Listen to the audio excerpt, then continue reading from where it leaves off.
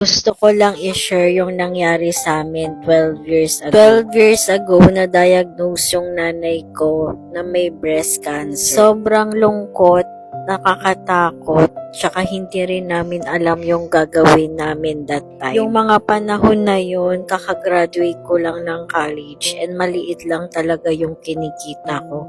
And that time, yung kapatid ko naman is second year college pa lang. Yung mga panahon na okay pa yung nanay ko, since may maliit kami na negosyo, ay nakaluwag-luwag talaga kami. Hindi naman kami mayaman, hindi rin kami mahirap.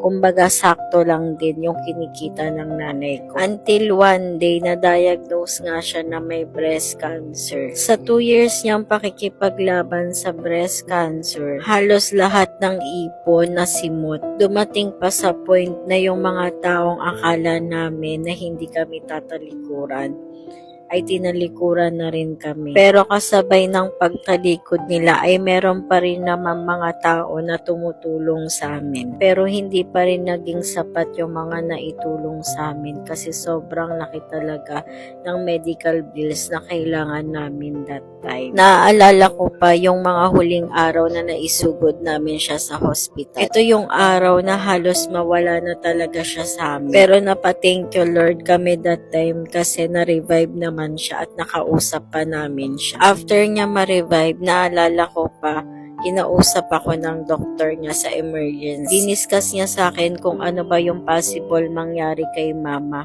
habang tumatakbo yung oras. At kung magkano ba yung pwede namin or possible namin gastusin habang naka-confine siya doon. Ang pinaka nakakalungkot na part is yung tinest niya ako kung mag-i-stay ba kami doon or uuwi na lang kami kasi hindi rin naman biro yung gagastusin namin. Masyadong magulo that time yung isip ko. Maraming pumapasok sa isip ko na ang hirap pala magkasakit sa Pilipinas.